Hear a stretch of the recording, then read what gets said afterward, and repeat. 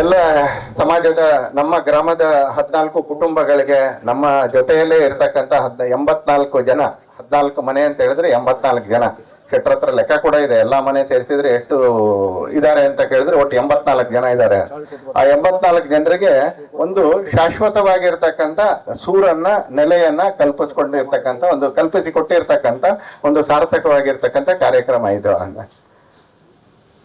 ಬರಲೇಬೇಕು ಅನ್ನೋ ಕಾರಣಕ್ಕೋಸ್ಕರನೇ ನಾನು ಬಂದಿದ್ದೀನಿ. ಯಾಕಂದ್ರೆ ಇಲ್ಲಿ ಬರೆದಿದ್ರೆ ಆ ಥರದ್ದಿಲ್ಲ, ಬರಲೇಬೇಕು ಅನ್ನೋ ಕಾರಣಕ್ಕೋಸ್ಕರ ಅಂತ ಸ್ವಾಮೀಜಿಗಳ ದಿನಾಂಕಕ್ಕೆ ಹೊಂದಾಣಿಕೆ ಮಾಡಿಕೊಂಡು ಇಲ್ಲಿ ನಡಿಬೇಕಾಗಿರ್ತಕ್ಕಂಥ ಕಾರ್ಯಕ್ರಮಕ್ಕೆ ಇವತ್ತು ನಾವು ಬಂದಿದ್ದೀವಿ. ತುಂಬಾ ಜನ ಬಂದಿದ್ದಾರೆ ಇಲ್ಲಿ.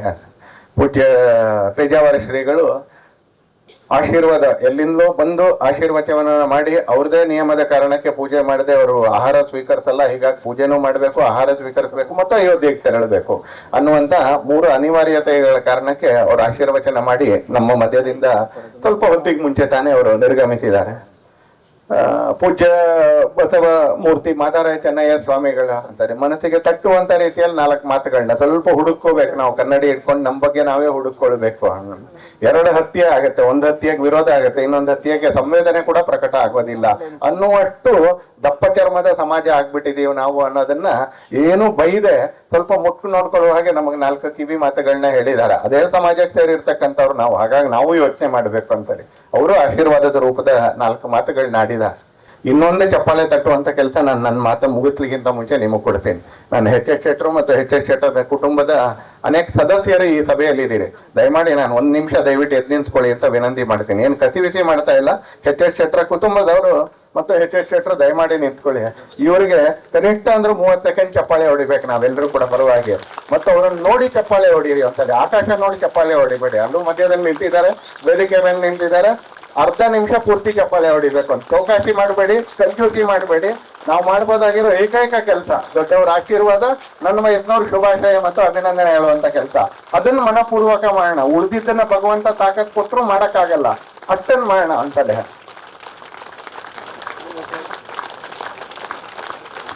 ದಯಮಾಡಿ ಕೂತ್ಕೊ. ಸರ್ಕಾರಗಳು, ಸಂಘಟನೆಗಳು, ಸಮಾಜದ ಅನೇಕ ವ್ಯವಸ್ಥೆಗಳು ಮಾಡಬೇಕಾಗಿರ್ತಕ್ಕಂಥ ಕೆಲಸವನ್ನ ಸನ್ಮಾನ್ಯ ಎಚ್ ಎಸ್ ಶೆಟ್ರು ಯಾವುದೇ ಸ್ವಾರ್ಥದ ಅಪೇಕ್ಷೆ ಇಲ್ಲದೆ ಅಂತಾರೆ. ನಮ್ದೊಂದು ಹಾಡಿದೆ, ವಿಮುಖರಾಗಿ ಖ್ಯಾತಿಗೆ, ಪ್ರಚಾರಕ್ಕೆ, ಪ್ರಶಂಸೆಗೆ ಅಂತ. ಹಾಗಾದ್ರೆ ಇವತ್ತಿನ ಕಾರ್ಯಕ್ರಮ ಯಾಕೆ ಮಾಡ್ತಾ ಇದ್ದಾರೆ ಅಂತ ಕೇಳಿದ್ರೆ ನಮಗೂ ಒಂದ್ ಸ್ವಲ್ಪ ಅಂದಾಜಾಗ್ಲಿ, ನಮ್ಮ ಶಕ್ತಿ ಅರಿವು ನಮ್ಗಾಗಲಿ. ಹೇಗೆ ಇದರಲ್ಲಿ ರಾಮಾಯಣದ ಯುದ್ಧ ಸಂದರ್ಭದಲ್ಲಿ ಜಾಂಬವಂತ ಹನುಮಂತನಿಗೆ ಅವನ ಶಕ್ತಿಯ ಅರಿವನ್ನ ಮಾಡ್ತಾ ಇದ್ದ ಹಾಗೆ ನಮಗೂ ನಮ್ಮ ಶಕ್ತಿಯ, ನಮ್ಮ ಭಾವನೆಯ ಅರಿವನ್ನ ಮಾಡ್ಲಿಕ್ಕೆ ಎಚ್ ಎಸ್ ಶೆಟ್ರು ಈ ಕಾರ್ಯಕ್ರಮ ಮಾಡಿದ. ಅವ್ರಿಗೆ ಇದರಿಂದ ಯಾವುದೇ ಖ್ಯಾತಿ ಬೇಕಾಗಿಲ್ಲ, ಅವ್ರಿಗೆ ಇದರಿಂದ ಯಾವುದೇ ಪ್ರಚಾರ ಬೇಕಾಗಿಲ್ಲ, ಅವ್ರಿಗೆ ಇದರಿಂದ ಯಾವುದೇ ಪ್ರಶಂಸೆ ಬೇಕಾಗಿಲ್ಲ. ಯಾಕಂದ್ರೆ ಅವ್ರ ಸಾರ್ಥಕ್ಯತೆಗೋಸ್ಕರ ಮಾಡ್ತಾರೆ. ಯಾರು ಸಾರ್ಥಕ್ಯತೆಗೆ ಮಾಡ್ತಾರೆ ಅವ್ರಿಗೆ ಖ್ಯಾತಿನೂ ಬೇಡ, ಪ್ರಚಾರನೂ ಬೇಡ, ಪ್ರಶಂಸೆನೂ ಬೇಡ. ಹಾಗಾದ್ರೆ ಕಾರ್ಯಕ್ರಮ ಮಾಡ್ಬೇಕು. ಯಾಕೆ ಮಾಡ್ಬೇಕು ಅಂತ ಕೇಳಿದ್ರೆ ಊರ್ನವ್ರೆಲ್ರಿಗೆ ಪರ ಊರ್ನವ್ರಿಗೆ ಗೊತ್ತಾಗ್ಬೇಕು ನಾವು ಸ್ವಲ್ಪ ಈ ಕೆಲಸ ಮಾಡ್ಬೋದು ಅಂತ. ನಾವು ಮನೆ ಕಟ್ಟಕ್ಕಾಗಿಲ್ಲ ಅಂದ್ರೆ ವಾಟರ್ ಫಿಲ್ಟರ್ ಕೊಡ್ಬೋದು ಅವಶ್ಯಕತೆ ಇರೋರಿಗೆ. ನಾವು ಮನೆ ಕಟ್ಟಕ್ಕಾಗಲಿಲ್ಲ ಅಂತ ಹೇಳಿದ್ರೆ ಯಾರಿಗೂ ಅವಶ್ಯಕತೆ ಇರೋರಿಗೆ ಟ್ರೈಸೈಕಲ್ ಕೊಡ್ಬೋದು. ನಾವು ಮನೆ ಕಟ್ಟಕ್ಕಾಗಿಲ್ಲ ಅಂತ ಕೇಳಿದ್ರೆ ಆ ಮನೆಯನ್ನು ಚೆನ್ನಾಗಿ ಇಟ್ಕೊಳ್ಳಿಕ್ ಬೇಕಾಗಿರ್ತಕ್ಕಂಥ ಸಹಕಾರ ಕೊಡ್ಬೋದು.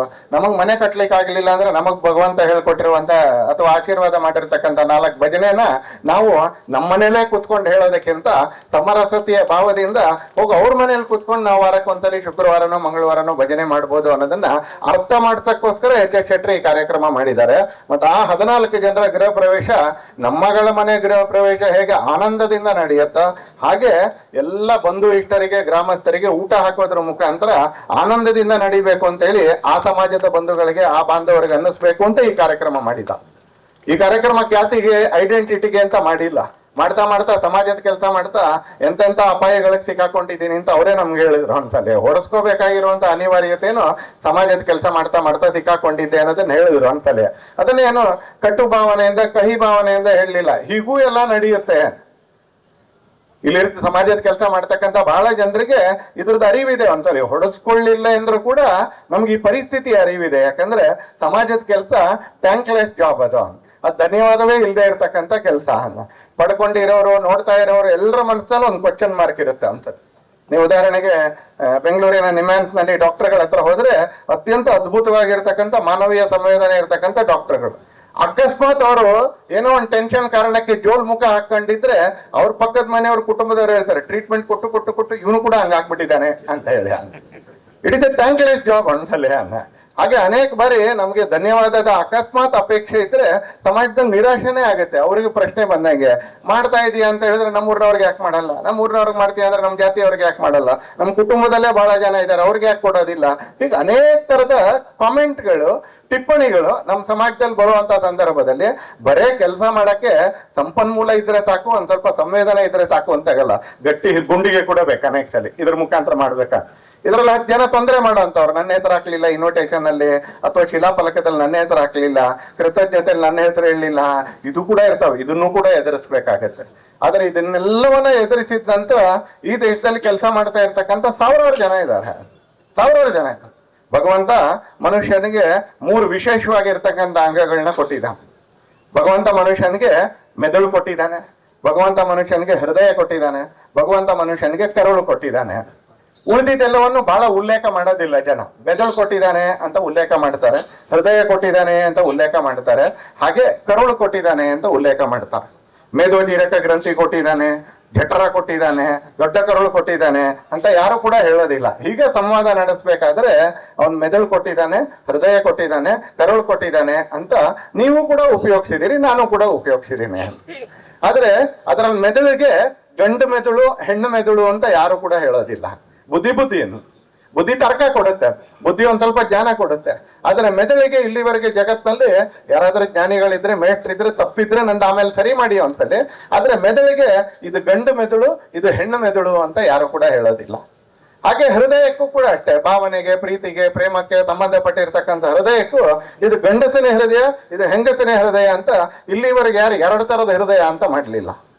ಆದ್ರೆ ಜಗತ್ತಲ್ಲಿ ಇಲ್ಲಿರ್ತಕ್ಕಂಥ ಎಲ್ಲ ಕನ್ನಡದ ಸ್ಟೂಡೆಂಟ್ಗಳಿಗೆ ಅಥವಾ ಕನ್ನಡದಲ್ಲಿ ಮಾತಾಡೋ ಅಂತವ್ರಿಗೆ ಹೆಂಗರುಳು ಅಂತಕ್ಕಂಥ ಶಬ್ದ ಪಕ್ಕಾ ಗೊತ್ತಿದೆ ಅಂತಲ್ಲ. ಕರುಳಿನಲ್ಲಿ ಮಾತ್ರ ಅಲ್ಲೊಂದು ಹೆಂಗರುಳು ಅಂತಕ್ಕಂಥ ಶಬ್ದ ಇದೆ. ನಾನು ಅನ್ಕೊಳ್ತೀನಿ ಇವತ್ತು ಎಚ್ ಶೆಟ್ರಿಗೆ ಭಗವಂತ ಗಂಡಸರ ಮೆದುಳು ಕೊಟ್ಟಿದ್ದಾನೆ ಅಥವಾ ಎಲ್ರಿಗೂ ಕೂಡ ಮೆದುಳು ಕೊಟ್ಟಿದ್ದಾನೆ, ಎಲ್ರಿಗೂ ಕೊಡಬೇಕಾಗಿರ್ತಕ್ಕಂಥ ಹೃದಯ ಕೊಟ್ಟಿದ್ದಾನೆ. ಬಟ್ ಅದ್ರ ಜೊತೆಗೆ ಒಬ್ಬ ಗಂಡಸಿನ ದೇಹದಲ್ಲಿ ಅವ್ರಿಗೊಂದು ಹೆಂಗರುಳು ಕೊಟ್ಟಿದ್ದಾನೆ ಅಂತ ಕೇಳಿದ್ರೆ ನಾನು ಅತಿಶಯೋಕ್ತಿಯಿಂದ ಅನ್ಬೋದಿಲ್ಲ ಅಂತಲ್ಲ. ಯಾಕಂದ್ರೆ ಕರುಳಿನಲ್ಲಿ ಹೆಂಗರುಳು ಅಂತ ಕೇಳಿದ್ರೆ ಅದು ಸ್ಪಂದಿಸುವಂತ ಸಂವೇದನೆಯ ಗುಣವನ್ನು ನೀಡುತ್ತದೆ ಅಂತಲೇ. ಕಷ್ಟಕ್ಕೆ, ದುಃಖಕ್ಕೆ, ದುರ್ಬಲತೆಗೆ, ಈ ತರದ ಎಲ್ಲ ಸಂಗತಿಗಳಿಗೆ ಸ್ಪಂದಿಸ್ಬೇಕು ಅಂತಕ್ಕಂಥ ಗುಣವನ್ನ ಒಬ್ಬ ತಾಯಿಗೆ ಹೇಗೆ ಹೆಂಗರುಳು ಕೊಡುತ್ತೋ ಹಾಗೆ ಎಚ್ ಶೆಟ್ರಿಗೆ ಕೂಡ ಸಮಾಜದಲ್ಲಿ ಸುತ್ತಮುತ್ತ ಇರ್ತಕ್ಕಂಥವ್ರ ಮಧ್ಯದಲ್ಲಿ ನಾನೇನಾದ್ರೂ ಇದಕ್ಕೊಂದ್ ಸ್ವಲ್ಪ ಪರಿಹಾರ ಆಗ್ಬೇಕು, ಅಪ್ಲಿಕೇಶನ್ ಬಹಳ ಕೊಡ್ಬೋದು, ಆಶ್ವಾಸನೆಗಳನ್ನೂ ಬಹಳ ಕೊಡ್ಬೋದು ಅಂತಲೇ, ಸಮಸ್ಯೆಗಳನ್ನ ಹೇಳ್ತಾ ಇರ್ಬೋದು, 10 ಕಡೆ ಭಾಷಣ ಮಾಡ್ಬೋದು, 10 ಕಡೆ ನಾವು ಕಾಮೆಂಟ್ ಮಾಡ್ತಾ ಇರ್ಬೋದು, 10 ಕಡೆ ಬೈಬೋದು ಸಂಬಂಧಪಟ್ಟಿರ್ತಕ್ಕಂಥವ್ರಿಗೆ.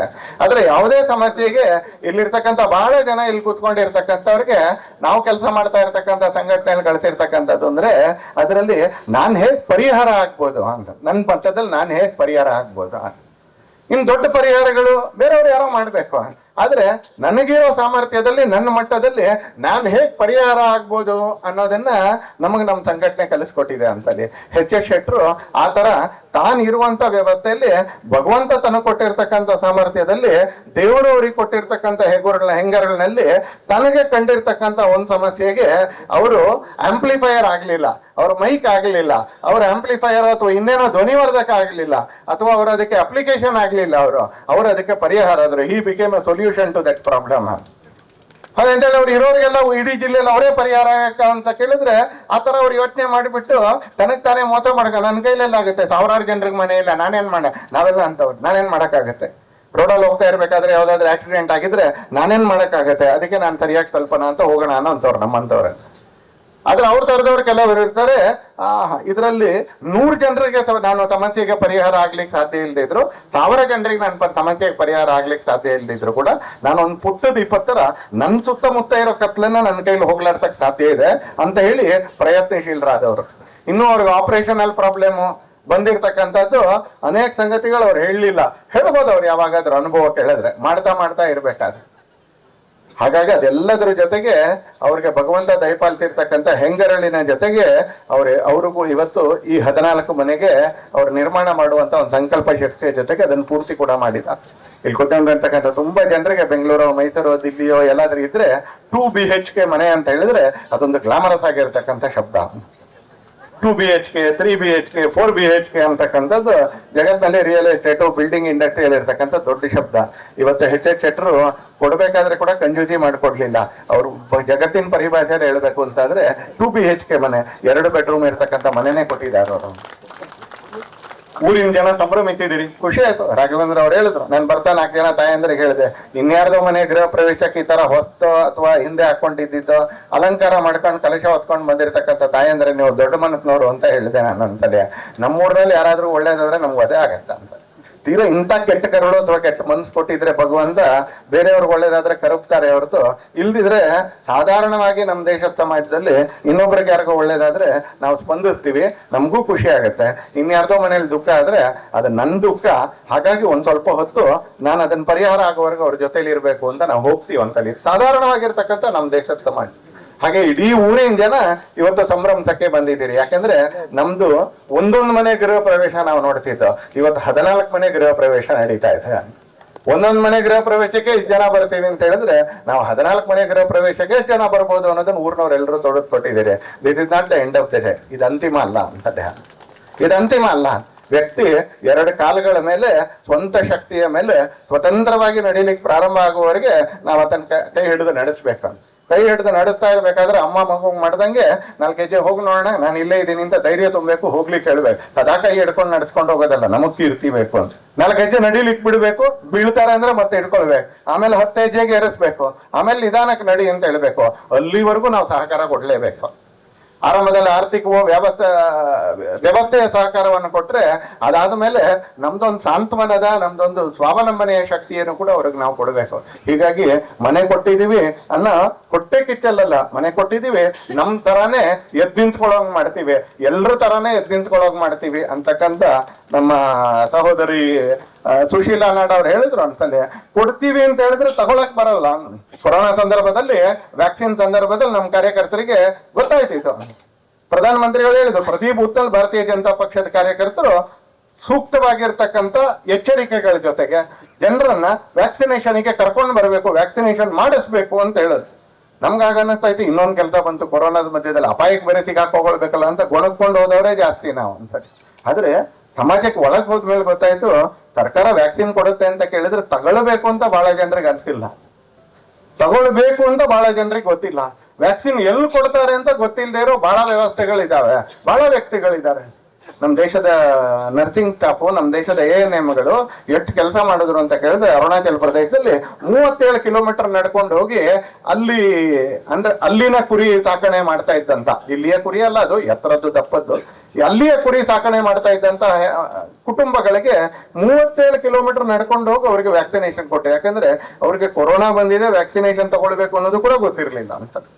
ಹಾಗೆ ಸಹೋದರಿ ಹೇಳಿದಾಗ ಸರ್ಕಾರ PVTGಲಿ ಇದನ್ನ ಅನೌನ್ಸ್ ಮಾಡಿದೆ ಅಂತಲೇ, ಅಂದ್ರೆ ಸರ್ಕಾರ ಕೊಡಕ್ ಸಾಧ್ಯ ಇದೆ ಯಾರು, ಆದ್ರೆ ತಗೊಳ್ಬೇಕು ಅಂತ ಗೊತ್ತಿರ್ಬೇಕಲ್ಲ. ತಗೊಳ್ಬೇಕು ಅಂತ ಗೊತ್ತಿಲ್ದಿದ್ರೆ ತಗೊಳಕ್ ಆಗೋದಿಲ್ಲ. ಯಾಕಂದ್ರೆ ಸರ್ಕಾರಿ ವ್ಯವಸ್ಥೆಯಲ್ಲಿ ಬಂದವ್ರಿಗೆ ಕೊಡೋ ವ್ಯವಸ್ಥೆ ಇದೆ ಹೊರತು ಬರಕ್ ಆಗದೆ ಇರೋರಿಗೆ ಸ್ವಲ್ಪ ಇದೆ, ಬರಕ್ ಗೊತ್ತಿಲ್ಲದೆ ಇರೋರಿಗೆ ವ್ಯವಸ್ಥೆ ಸರ್ಕಾರದ ಹತ್ರ ಇಲ್ಲ. ನಿಮ್ಗೆ ಆಶ್ಚರ್ಯ ಅನ್ಸುತ್ತೆ, ಇದೇನಿದು ಬರಕ್ ಗೊತ್ತಿಲ್ಲದೆ ಇರೋರಿಗೆ. ಸ್ಕೂಲ್ಗೆ ಹೋಗೋರಿಗೆ ಸ್ಕೂಲ್ ಇದೆ, ಸ್ಕೂಲ್ಗೆ ಬರಲ್ಲ ಅಂತ ಪ್ರತಿಭಟನೆ ಮಾಡೋರ್ಗೆ ಒಂದು ಸ್ಕೂಲ್ ಇದೆ, ಸ್ಕೂಲ್ಗೆ ಹೋಗ್ಬೇಕು ಅಂತ ಗೊತ್ತಿಲ್ಲದೆ ಇರೋರ್ಗೆ ಏನಿದೆ. ಇಲ್ಲಿ ನಮ್ಮೆಲ್ಲರದ್ದು ಕೂಡ ಕೆಲಸ ಆರಂಭ ಆಗತ್ತೆ. ಸ್ಕೂಲ್ಗೆ ಹೋಗ್ಬೇಕು ಅಂತ ಅನ್ನದೇ ಇರುವಂತ ಜಾಗದಲ್ಲಿ, ಸ್ಕೂಲ್ಗೆ ಹೋಗ್ಬೇಕು ಅಂತ ಗೊತ್ತಿಲ್ಲದೆ ಇರುವಂತ ಜಾಗದಲ್ಲಿ ನಾವೇನ್ ಮಾಡ್ತೀವಿ? ಇಂಥದ್ದೊಂದು ಬಹುದೊಡ್ಡದಾಗಿರತಕ್ಕಂಥ ವರ್ಗ ನಮ್ಮ ದೇಶದಲ್ಲಿ ಕೋಟ್ಯಾಂತರ ಜನಸಂಖ್ಯೆ ಇದೆ. ಆಸ್ಪತ್ರೆಗೆ ಹೋಗ್ಬೇಕು ಅಂತ ಗೊತ್ತಿಲ್ಲದೆ ಇರುವಂತ, ಶಾಲೆಗೆ ಹೋಗ್ಬೇಕು ಅಂತ ಗೊತ್ತಿಲ್ಲದೆ ಇರುವಂತ, ಸರ್ಕಾರದ ಈ ಸೌಲಭ್ಯ ನಿಮಗ್ ಸಿಗುತ್ತೆ ಅಂತ ಗೊತ್ತಿಲ್ಲದೆ ಇರತಕ್ಕಂಥ, ಅಲ್ಲಿ ನಮ್ಮೆಲ್ಲರದ್ದು ಕರ್ತವ್ಯ ಶುರು ಆಗುತ್ತೆ. ಯಾಕಂದ್ರೆ ಅಲ್ಲಿಗೆ ಸರ್ಕಾರ ಬರಲ್ಲ. ಎಲ್ಲೋ 10% ಆಫೀಸರ್ಗಳು ಬರ್ತಾರೆ ಹೊರತು ಉಳಿದವರೆಲ್ಲರೂ ತಾವು ಕೂತಿರೋ ಕುರ್ಚಿಗೆ ನ್ಯಾಯ ಒದಗಿಸ್ತಾರೆ, ಬಂದ್ರೆ ಕೊಡ್ತಾರೆ ಒಳ್ಳೆಯವರು. ಆದ್ರೆ ಬರಕ್ ಗೊತ್ತಿಲ್ಲದೆ ಇರೋರಿಗೆ ಅವ್ರು ಹೋಗಕ್ಕಾಗಲ್ಲ. ಅಂತ ಕಡೆ ಇಲ್ಲಿ ಕೂತ್ಕೊಂಡಿರ್ತಕ್ಕಂಥ ಎಲ್ಲ ಸಜ್ಜನ ಬಂಧುಗಳು ನಾನು ಅನ್ಕೊಳ್ತೀನಿ, ನಮ್ಮೆಲ್ಲರ ಪಾತ್ರ ಮುಂದಿನ ದಿನಗಳಲ್ಲೂ ಕೂಡ ಅದೇ ತರ ಇದೆ ಅಂತ. ಎಚ್ ಶೆಟ್ಟರ್ ಈ ಕಾರ್ಯಕ್ಕೆ ನಾವು ಕೈ ಜೋಡಿಸ್ಬೇಕು ಅಂತ ನಿನ್ನೆ ಬರ್ತಾ ಜಿತೇಂದ್ರ ಕುಂದೇಶ್ವರ ಪತ್ರಕರ್ತರು ಬರೆದಿರ್ತಕ್ಕಂಥ ಕಾಲಂ ಓದ್ಕೊಂಡು ಬಂದೆ ನಾನು. ಯಾವ ಪತ್ರಿಕೆ ಅಂತ ಫಾಂಟ್ ನೋಡಿದ್ರೆ ಗೊತ್ತಾಗ್ಲಿಲ್ಲ ನನಗೆ. ಅದೇ ಎಚ್ ಎಚ್ ಶೆಟ್ರ ಇಲ್ಲಿವರೆಗಿನ ಅವರ ಜೀವನ ಮತ್ತು ಅವರ ಭಾವನೆಗಳನ್ನ ಆ ಕಾಲಂನಲ್ಲಿ, ಆ ಆರ್ಟಿಕಲ್ ನಲ್ಲಿ, ಆಪರೇಟ್ ನಲ್ಲಿ ತುಂಬಾ ಸುಂದರವಾಗಿ ಅವ್ರು ನಿರೂಪಿಸುವಂತ ಕೆಲಸ ಮಾಡಿದ್ದಾರೆ ಅನ್ಸಲ್ಲಿ. ಇವತ್ತು ಬಂದು ನೋಡಿದಾಗ ಆ ಲೇಖನಕ್ಕೂ ಇವತ್ತು ನೋಡಿದಂತ ದೃಶ್ಯಕ್ಕೂ ಯಾವುದೇ ಅಂತರ ಇಲ್ಲ. ಆ ಲೇಖನಕ್ಕಿಂತ ಬಹಳ ಸುಂದರವಾಗಿರ್ತಕ್ಕಂಥ ಕೆಲಸ ಇವತ್ತು ನಮ್ಮ ಎದುರಿಗೆ ಆಗಿದೆ ಅನ್ಸತ್ತೆ. ಇದನ್ನ ನೆನಪಿಟ್ಕೊಂಡು ಒಮ್ಮೆ ಸಮಾಜಕ್ಕೆ ಶಕ್ತಿ ತುಂಬಬೇಕು ಅಂತಕ್ಕಂಥ ಒಂದು ಸಂಕಲ್ಪ ಜೊತೆಗೆ ಹೊರಟಿರ್ತಕ್ಕಂಥ ಇಲ್ಲಿರೋರೆಲ್ಲರೂ ಕೂಡ ಗುರುರಾಜ್ ಅವ್ರು ಹೇಳಿದಾಗೆ ಈ ಕೆಲಸ ನಮ್ದು ಅಂತ ಇಷ್ಟು ದಿನಗಳ ಕಾಲ ಸಹಕಾರ ಕೊಟ್ಟಿರ್ತಕ್ಕಂಥ ಊರಿನವರೆಲ್ಲರೂ ಕೂಡ ಇವತ್ತು ಆ ಆನಂದವನ್ನು ಅನುಭವಿಸಲೇಬೇಕು. ನಮ್ಮ ಊರಿನಲ್ಲಿ ಒಂದು ದೊಡ್ಡ ಕೆಲಸ ನಡೆದಿದೆ ಅಂತ. ಮುಂದಿನ ದಿನಗಳಲ್ಲಿ ಇದರ ಇನ್ನೊಂದಷ್ಟು ಹೆಜ್ಜೆಗಳು ನಮಗೆ ಬಾಕಿ ಇದೆ ಅನ್ನೋದನ್ನ ನೆನಪು ಮಾಡಿಕೊಂಡು ಎಚ್ ಎಚ್ ಶೆಟ್ಟರ್ ಜೊತೆಗೆ ಕೈ ಜೋಡಿಸಿ ನಾವು ಅದನ್ನ ಮುಂದುವರಿಸಬೇಕು ಅಂತ ಮಾತ್ರ ಹೇಳ್ತಾ, ಸನ್ಮಾನ್ಯ ಎಚ್ ಎಚ್ ಶೆಟ್ಟರ್ಗೆ ಇನ್ನೊಂದ್ಸಲಿ ಹಾಡು ವೇದಿಕೆಯಲ್ಲಿ ಹಾಡು ಹೇಳಿದಂತ ಸಹೋದರಿ, ಕಿರಿಯ ಸಹೋದರಿ ಹೇಳಿದ್ರು, ಜನತಾ ರೂಪಿ ಜನಾರ್ದನ ನಿನ್ನ ಅಂತ. ಯಾಕಂದ್ರೆ ಇವತ್ತು ಕುವೆಂಪು ಅವರು ಅದನ್ನ ಹೇಳಿದ್ದಾರೆ, ವಿವೇಕಾನಂದರು ಅದನ್ನೇ ಹೇಳಿದ್ದಾರೆ, ನೂರು ದೇವರ ನೂಕಾಚೆ ತಾಯಿ ಭಾರತೀಯ ಪೂಜಿಸು ಅಂತ ಹೇಳಿರ್ತಕ್ಕಂಥ ವಾಕ್ಯವನ್ನ ನಾವು ನೋಡಿದೀವಿ. ತಾಯಿ ಭಾರತಿ ಅಂದ್ರೆ ಏನು? ತಾಯಿ ಭಾರತಿ ಅಂದ್ರೆ ಫೋಟೋ ಅಲ್ಲ. ಜನಾರ್ದನ ಅಂದ್ರೆ ಏನು ಅಂದ್ರೆ ದೇವಸ್ಥಾನಕ್ಕೆ ಹೋಗ್ತೀವಿ, 5 ನಿಮಿಷ ಹೋಗ್ತೀವಿ, 10 ನಿಮಿಷ ಹೋಗ್ತೀವಿ, ಇನ್ನು 23 ಗಂಟೆ 30 ನಿಮಿಷ ಏನು ಅಂತ ಕೇಳಿದ್ರೆ ಸಮಾಜ ರೂಪಿ ಭಗವಂತ ಜನಾರ್ದನ, ಜನತಾ ರೂಪಿ ಜನಾರ್ದನ ಅಥ. ಅದನ್ನೇ ಜೀವೇರ ಸೇವಾ ಶಿವೇರ ಸೇವಾ ಅಂತ ಹೇಳಿದ್ರು. ಯಾರು ಜೀವಿಗಳ ಸೇವೆ ಮಾಡ್ತಾರೋ ಅವ್ರು ಶಿವನ್ ಸೇವೆ ಮಾಡಿದಾಗ ಆಗತ್ತೆ ಅಂತ ಹೇಳಿದ್ದಾರೆ. ಹಾಗೆ ಕರ್ಮಠತೆ ಅನೇಕ ಸಲ ನಮ್ಮನ್ನ ಹಿಡಿದು ನುಂಗ ಹಾಕ್ಬಿಡುತ್ತೆ. ಒಂದ್ಸಲಿ ನಾವು ಆರಾಧನೆ ಮಾಡಬೇಕಾದ್ರೆ, ನಾವು ಅಧ್ಯಾತ್ಮದ ಏನ್ ಮಾಡ್ಬೇಕಾದ್ರೆ ಅಲ್ಲಿ ಕರ್ಮಠತೆಯಿಂದ ಹೊರಗಡೆ ಬಂದು ಜೀವೇರ ಸೇವಾ ಶಿವೇರ ಸೇವಾ ಅಂತ ಹೇಳಿರ್ತಕ್ಕಂಥ ನಮ್ಮ ಹಿರಿಯರ ಮಾತುಗಳನ್ನ, ಜನತಾ ರೂಪಿ ಜನಾರ್ದನ ನಿನ್ನ ಅಂತ ಹೇಳಿರ್ತಕ್ಕಂಥ ಹಾಡನ್ನ ಕೇಳ್ತಾ ಕೇಳ್ತಾ ಕೇಳ್ತಾ ನಾವು ನಮ್ಮಿಂದ ಏನ್ ಮಾಡಬಹುದು ಅದನ್ನೆಲ್ಲವನ್ನು ಮಾಡುವಂತ ಪ್ರಯತ್ನ ಮಾಡೋಣ ಅಂತ ಹೇಳ್ತಾ, ನಮ್ಮೆಲ್ಲರ ಸಹಕಾರ ಮತ್ತು ನಮ್ಮೆಲ್ಲರ ಶುಭಾಶಯಗಳು ಸನ್ಮಾನ್ಯ ಎಚ್ ಎಚ್ ಶೆಟ್ಟರ್ಗೆ ಮತ್ತು ಅವರೆಲ್ಲರ ಕುಟುಂಬದ ಜೊತೆಗಿದೆ. ನಾವು ಸಮಾಜದ ಪ್ರತಿನಿಧಿಗಳಾಗಿ ನಿಮ್ಮ ಬಗ್ಗೆ ನಾವೆಲ್ಲರೂ ಕೃತಜ್ಞರಾಗಿದ್ದೀವಿ ಅಂತ ಹೇಳ್ತಾ, ಸಹೋದರಿ ಸುಶೀಲಾ ನಾಡ್ ಅವರು 2 ಸಂಗತಿಗಳನ್ನ ವಿಶೇಷವಾಗಿ ಹೇಳಿದ್ರು. ಒಂದು ನೇರ ನೇಮಕಾತಿ, ಮತ್ತೊಂದು ಎಚ್ ಎಚ್ ಶೆಟ್ಟರ್ ಹೇಳಿದ್ರು ಆರೋಗ್ಯ ದೃಷ್ಟಿಯಿಂದ ಸಂಶೋಧನೆ ಮಾಡಬೇಕು ಅಂತ 2 ಅಂಶವನ್ನ ಸಂಬಂಧಪಟ್ಟಿರ್ತಕ್ಕಂಥ ಎಲ್ಲ ವ್ಯಕ್ತಿಗಳ ಹತ್ರ ನಾನು ಮಾತಾಡಿದ್ದನ್ನು ಮುಂದೆ ತಗೊಂಡು ಹೋಗುವಂತ ಕೆಲಸ ಮಾಡ್ತೀವಿ ಅಂತಕ್ಕಂಥ ಒಂದು ಸಂಕಲ್ಪ ಜೊತೆಗೆ ಮತ್ತೊಮ್ಮೆ ನಮ್ಮೆಲ್ಲರನ್ನ ಇಲ್ಲಿ ಕರೆದಿದ್ದಕ್ಕೆ, ಗೃಹ ಪ್ರವೇಶದ ದೀಪ ಬೆಳಗ್ಲಿಕ್ಕೆ ಅವಕಾಶ ಕೊಟ್ಟಿದ್ದಕ್ಕೆ, ಗೃಹ ಪ್ರವೇಶದ ಆನಂದದಲ್ಲಿ ಸಿಹಿ ಉಣಿಸ್ತಾ ಇರ್ತಕ್ಕಂಥ ಎಚ್ ಎಚ್ ಶೆಟ್ಟರು ಮತ್ತು ಅವರ ಕುಟುಂಬದವರಿಗೆ ಧನ್ಯವಾದಗಳನ್ನ ಸಮರ್ಪಿಸ್ತಾ, ಮತ್ತೊಮ್ಮೆ ಪೂಜ್ಯ ಸ್ವಾಮೀಜಿಗಳ ಪಾದಗಳಿಗೆ ನಮಸ್ಕರಿಸ್ತಾ ನನ್ನ ಮಾತುಗಳನ್ನ ಮುಕ್ತಾಯ ಮಾಡ್ತೀನಿ.